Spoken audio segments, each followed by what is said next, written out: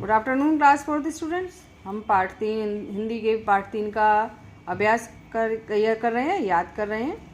और अब हमारा आता है रिक्त स्थान भरिए।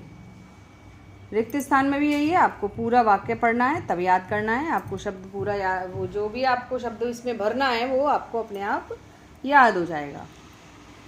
दो या दो से अधिक वर्ण मिलकर शब्द बनते हैं।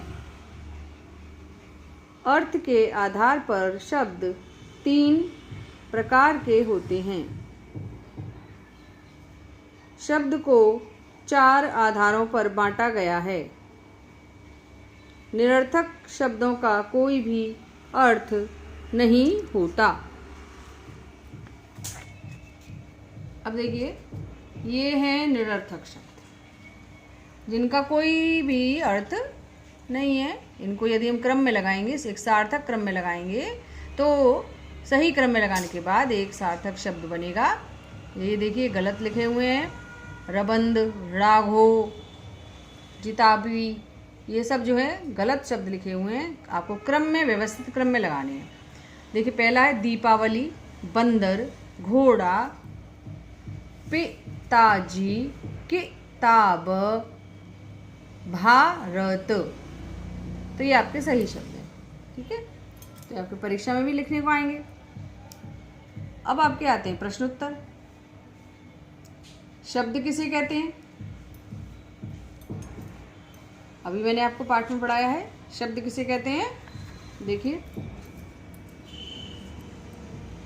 शब्द की रचना 2 या 2 से अधिक वर्णों तथा वर्णों एवं मात्राओं के सार्थक मेल से होती है। ठीक है। एक और है परिभाषा, शब्द किसे कहते हैं, ये आपको याद करनी है और आपको कॉपी में लिखी हुई है आपके।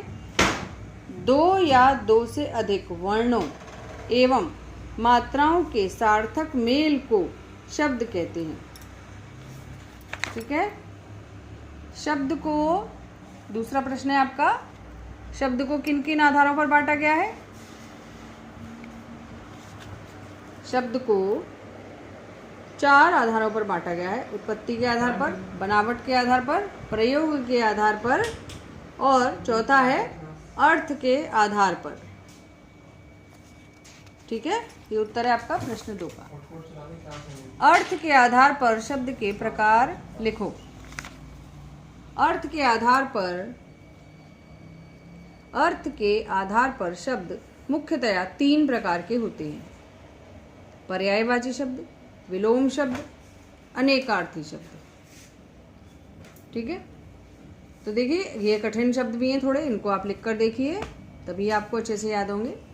और व्याकरण के जो पाठ हैं आप इनको अच्छे से पहले रिवाइज करिए, तभी आपको व्याकरण शुद्ध रूप में पढ़नी और लिखनी आएगी। हिंदी भाषा में आपके सुधार आएगा। धन्यवाद।